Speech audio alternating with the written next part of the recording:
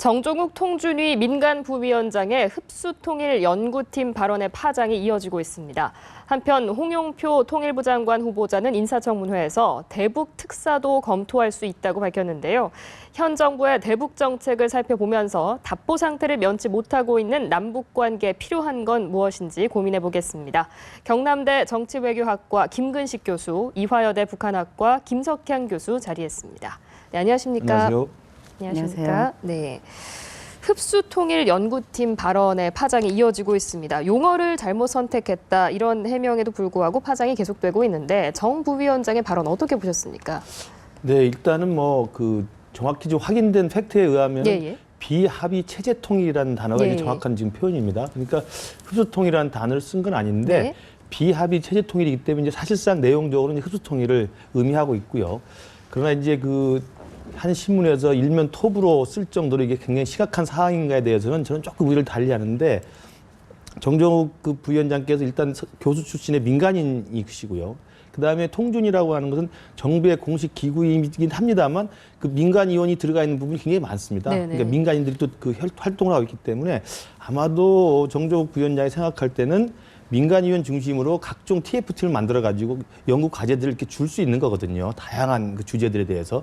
그런 주제 중에 하나로 체제 통일이나 비합의 통일에 대한 준비를 아마 연구해 보라는 것이 있었던 것 같고 그것을 아마 이 부위원장은 지금 준비하고 있다, 팀이 있다 이렇게 발언을 한 것 같아요. 그러니까 조금 한 신문사에서 일면 톱으로 쓸 정도의 저는 그런 파장이 있는 건 아닌 것 같은데 어찌됐든 결과적으로는 지금 통준위의 부위원장 자격을 갖고 있기 때문에 공개적인 자리에서 그런 말을 한 것은 일단은 표현 자체는 부적절한 것은 분명한 겁니다만은 그것이 이렇게 큰 파장을 일으킬 정도로 확대할 필요는 없다고 생각합니다.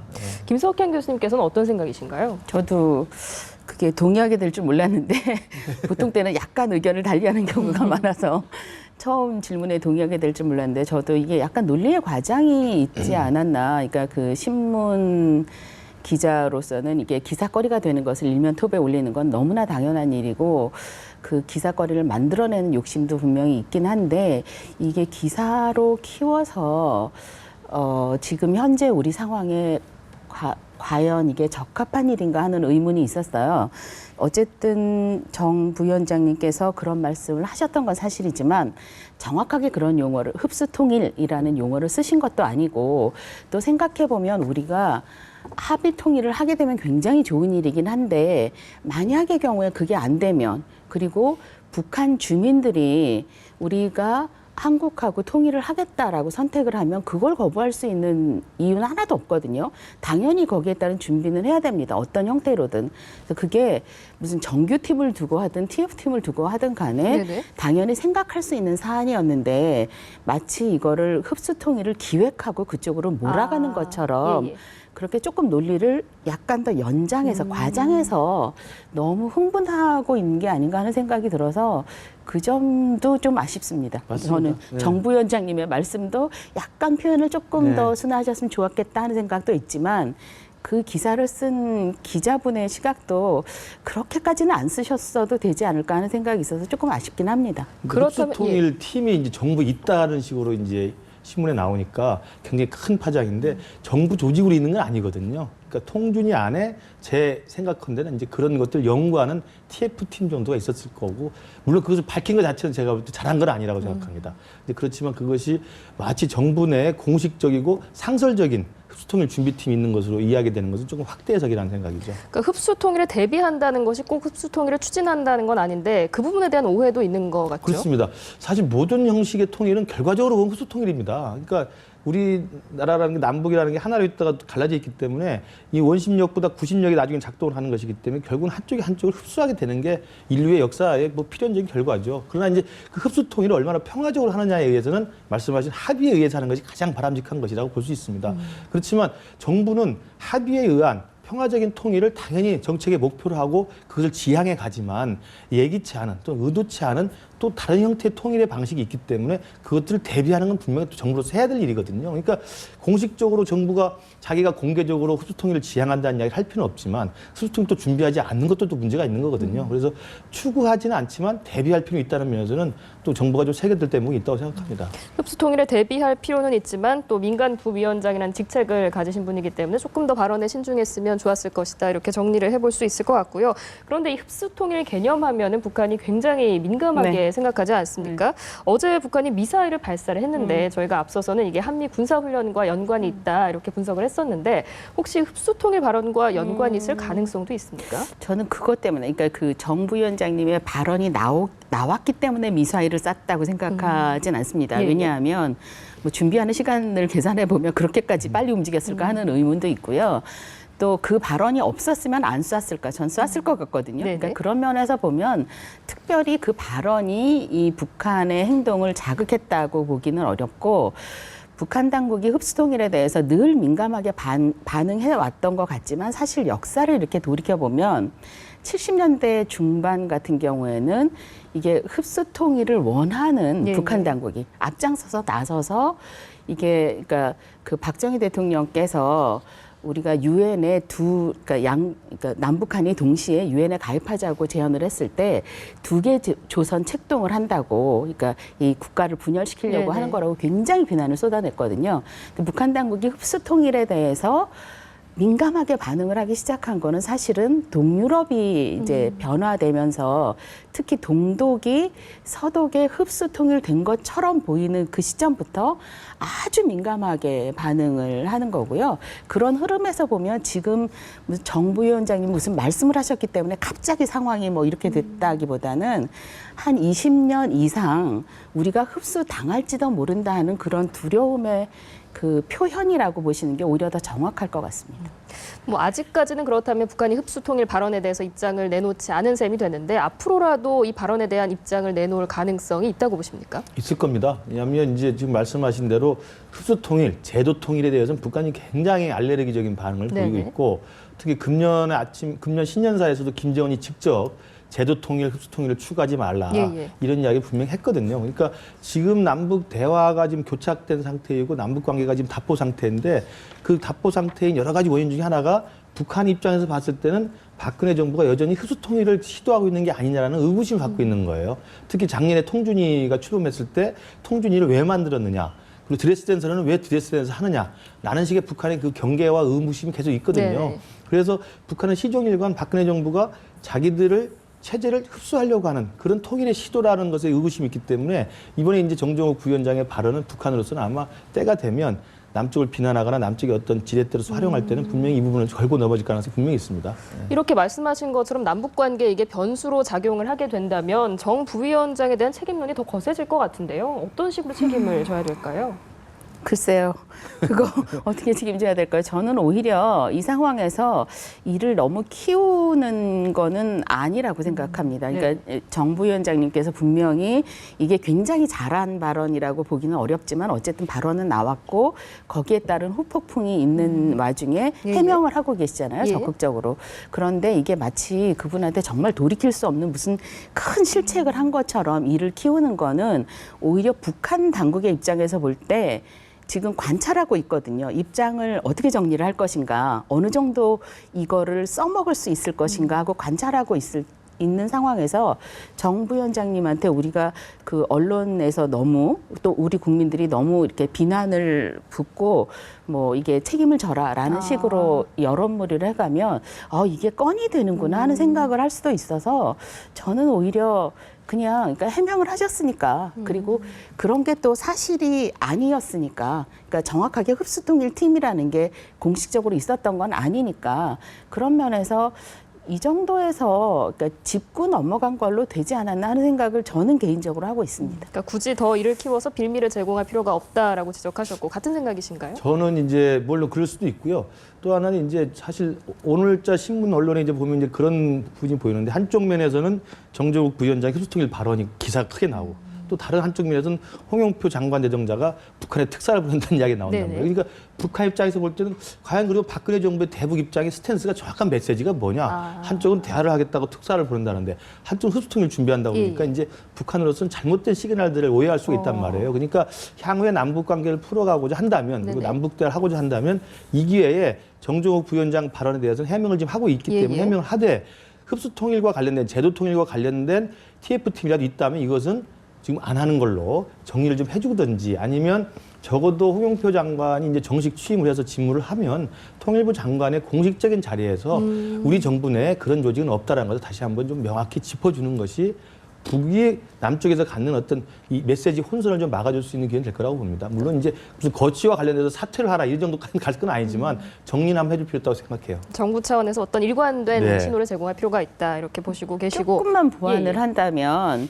저는 이렇게 정리를 하는 건 좋은데 그렇다고 해서 우리 정부가 그러니까 흡수 통일을 절대 추구하는 건 아니지만 벌어지는 상황을 손 놓고 있겠다. 이건 또 아닌 거거든요. 그러니까 정부가 우리 국민을 보호하기 위해서 그리고 우리가 궁극적으로 원하는 통일을 평화롭게 달성하기 위해서 만반의 준비를 한다는 자세는 명확하게 해둘 필요가 있다고 생각합니다. 그렇군요. 오늘 이 뭐 흡수 통일 이야기가 나와서 말인데 정작 북한 주민들은 이 통일에 대해서 어떤 생각을 갖고 있을지 궁금합니다. 교수님께서 어떻게 파악하고 계시나요? 그 북한 이탈 주민들하고 이야기를 해보면 이분들이 가장 그러니까 한국에 와서 사람들하고 얘기를 하다가 가장 충격을 받는 것 중에 하나가 왜 이렇게 통일에 관심이 없냐는 거예요.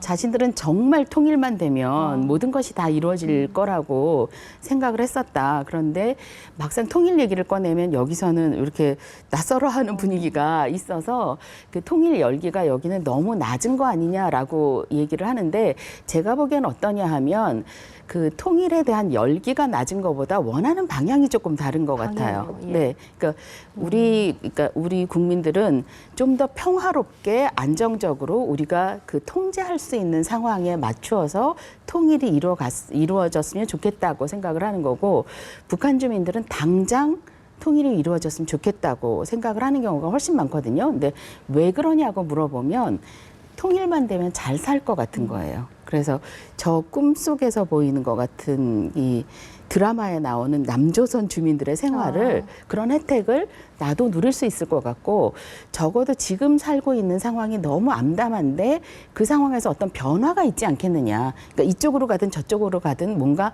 큰 변화가 있었으면 좋겠다. 그러니까 아예 이럴 바에는 그냥 통일이나 확 돼버렸으면 좋겠다. 뭐 이런 발언들을 굉장히 많이 하고 계십니다. 북한 주민들은 그러니까 통일을 어떤 희망으로 또 생각하는 경향이 있는 것 같은데요.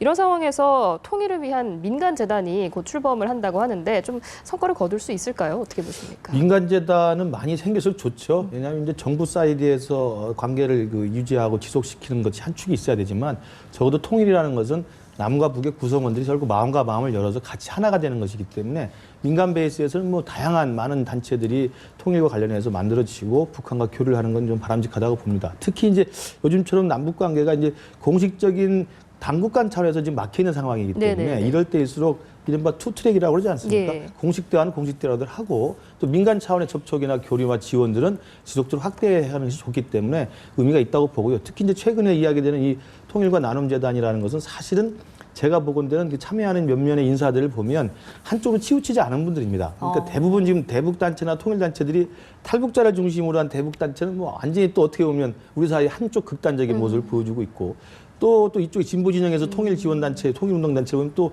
이념적으로 또 이렇게 선이 갈라지는 부분이 있거든요. 그래서 이념적으로 좌우나 진보 보수의 이런 대결의 어떤 그 선상에 있었던 것과 달리 중도적이고 좀 합리적인 그리고 온건한 이런 좀 인사들이 몇몇들이 모여서 상당히 좀 대북 정책이나 통일 운동에 대해서 좀 역할을 할 수 있다고 한다면 저는 굉장히 바람직한 거라고 봅니다.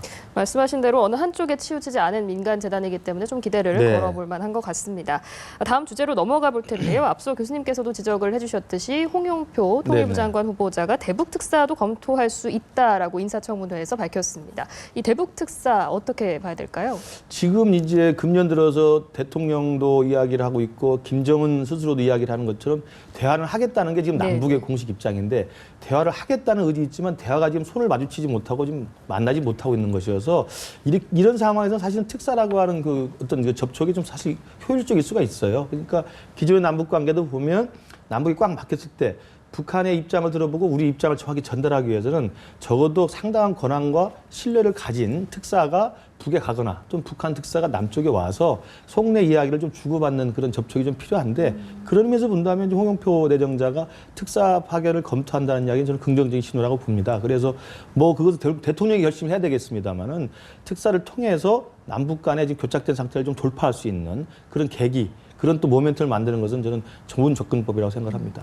현 시점에서 대북 특사가 어떤 해결책이 될 수도 있다 이런 입장이신데 김 교수님께서는 어떻게 보십니까? 네, 가능성은 있죠. 근데 이게 항상 양날의 칼 같은 그런 성격을 지니고 있어서 대북 특사가 특히 대통령의 마음을 잘 읽고 있는 대북 특사가 가서 그 현명하게 좋은 결과를 얻어내시면 정말 그 막혀 있는 길을 뚫는 굉장히 좋은 돌파구가 되겠지만 또 경우에 따라서는 특사로 인해서 없던 문제가 생길 수도 있으니까 그건 항상 양날의 칼 같은 것 같아요. 그래서 어떤 분이 어떤 자세로 가셔서 그러니까 이 남북 간의 관계를 아니면 저쪽에서 와서 남북 간의 관계를 진솔하게 얘기하고 정말 원하는 게 뭔지 그리고 같이 살아갈 수 있는 길이 뭔지 논의해 보는 건 굉장히 필요한 일인데 위험 부담은 항상 따르는 일 그렇게 파악하고 있습니다. 그렇다면 장점만을 취하기 위해서는 어떤 조건을 갖춘 인물이 대북 특사로 가야 할까요? 그동안 이제 대북 특사의 경우를 좀 우리가 떠올려 보면요. 생각나는 게 이제 DJ 정부 때는 그 당시 정상회담의 물밑 조율을 위해서 이제 박지원 장관이 이제 특사로 가서 합의를 했고요. 그 다음에 이제 노무현 정부 때는 그 이종석 장관이 또 인수위 시절에 또 북한에 가서 특사로 가서 물론 김정일을 만나지 못했습니다만 그리고 또 그 이명박 정부에 와가지고는 임태희 장관이 또 특사 자격으로 가서 정상회담 논의를 한 적이 있어요. 그러니까 특사의 기본 요건은 대통령의 절대적 신임을 받는 사람이어야 됩니다. 대통령이 신임을 실어줘야 북에 가서 마음대로 이야기를 할 수 있는 거기 때문에 그게 첫 번째고요. 두 번째는 특사에도 그 방식이 두 개가 있습니다. 제가 지금 언급한 사람들은 사실은 공식 특사이긴 합니다만 비공개로 간 사람들이거든요. 그러니까 비공개로 만나는 것도 특사이고 또는 공개적으로 가서 만나는 거 특사일 수 있어요. 그래서 임태희 장관이나 박 전 장관은 비공개로 만나서 정상회담 논의를 했던 거고 임동원 장관이나 이종석 장관은 공개적인 특사로 간 겁니다. 그래서 물론 이제 북에서 온 사람들도 비공개로 온 특사들이 많죠. 그래서 특사는 대통령의 신임을 얻는 문제하고 두 번째는 공개냐 비공개냐를 상황과 국면에 따라서 정확히 잘 계산해서 공개가 더 유리할 것인지 아니면 비공개를 하는 것이 훨씬 더 진솔한 이야기를 나눌 수 있을 것인지 그건 타산을 해봐야 한다고 생각을 합니다. 김석현 교수님께서는 이 대북 특사의 조건에 대해서 어떻게 생각하십니까? 저는 뭐 앞에서 조건을 다 말씀하셨으니까 특별히 다른 걸 만약에 첨가한다면 그분의 인품이겠죠. 그러니까 그 가장 중요한 것 중에 하나가 자신이 했던 일을 남이 모르는 일을 내가 했다는 걸 자랑하고 싶은 마음이 없거나 혹은 있어도 통제할 수 있는 분이 가셨으면 좋겠습니다. 이게 엉뚱한 상황에서 이렇게 터져 나오는 것들이 그러니까 자신의 역할을 강조해서 말씀하시다가 보면 이게 뭐 이렇게 부작용이 생기는 경우들이 있거든요. 그러니까 그런 걸 욕심이 없거나 혹은 욕심을 통제할 수 있는 분 그런 분이 가셨으면 좋겠습니다. 지금 사실 남북 관계가 좀 답보 상태를 면하지 못하고 있기 때문에 또 이런 대북 특사에 대한 관심도 많이 높아져 가는 것 같은데요. 올해가 광복 70주년인데 두 분께서 만약에 현 정부의 외교 안보 담당자라면 어떤 정책을 좀 건의하실 것 같은가요? 예, 여전히 저는 대화의 가능성은 남아 있다고 봅니다. 그리고 여전히 그 포기할 단계는 아니라고 보기 때문에 이번에 이제 장관도 새로 교체가 됐고요. 그 다음에 대통령이 여전히 남북 관계를 풀겠다는 의지가 지금 강력하게 있는 상황에서 지금은 이제 키리졸브 훈련이 진행 중인 상황이기 때문에 북한도 굉장히 군사적인 또 과시를 해야 되고 또 시위를 해야 되는 상황이어서 요 군사훈련 기간이 좀 지나는 동안 남과 북이 좀 내부적으로 전략을 다시 좀 정비해보고 또 서로 간의 상대방을 어떻게 좀 파악해야 될지를 좀 따져본 다음에 군사훈련이 끝나면 저는 다시 한번 남이나 북이나 우리가 먼저 적극적으로 북에 제안을 할 필요도 있다고 생각하고 또 한편으로 저는 김정은이가 우리가 예기치 못하는 파격적인 대화제를 할 가능성도 있다고 저는 생각합니다. 그래서 그런 상황들을 우리가 고려해서 훈련 기간이 끝난 다음에는 다시 차분하게 남북관계를 풀 수 있는 그런 지혜를 좀 모아야 한다고 생각합니다. 그 홍영표 장관 후보자도 훈련 이후에 뭐 기회가 올 수 있다 이런 취지의 발언을 했었는데 교수님께서는 그럼 어떤 견해를 갖고 계신가요? 저는 일단 뭐 그런 역할을 하고 싶지는 않지만 만약에 어쩔 수 없이 해야 되는 상황이 된다면 그러니까 이 정부 간 대화뿐만 아니라 네. 그러니까 1.5 트랙 혹은 트랙 2라고 하는 네. 그러니까 민간 단체 간의 교류거나 혹은 정부와 민간이 섞여서 만나는 그런 것도 그러니까 일단 접촉점을 최대한 많이 늘려놓는 거를 예. 좀 해봤으면 좋겠다고 생각을 하고요. 이슈도 조금 더 이렇게 그러니까 그동안 해왔던 이슈에 매몰되지 말고 그 이슈 자체를 좀 쪼개서 폭을 넓혀가는 식으로 그러니까 예를 들어서 인권 하나에 매달리지 말고 그게 여성의 인권이라든지 아동 인권 혹은 뭐 장애인 인권 뭐 소수자 인권 이런 식으로 이렇게 쭉 넓혀서 어떻게든 그 서로 만나고 북쪽 사람들이 밖으로 나올 수 있게 이끌어내는 그런 그 접촉점 늘리기 이런 거를 위한 기획을 많이 했으면 좋겠다고 생각합니다. 결국 가장 필요한 것은 대화일 텐데 어떤 시기를 택해서 또 어떤 방식으로 대화를 해나갈 것이냐 이 부분이 관건이 될 것 같습니다. 네, 오늘 말씀 여기까지 또 듣도록 하겠습니다. 지금까지 경남대 정치외교학과 김근식 교수 그리고 이화여대 북한학과 김석향 교수였습니다. 고맙습니다. 고맙습니다.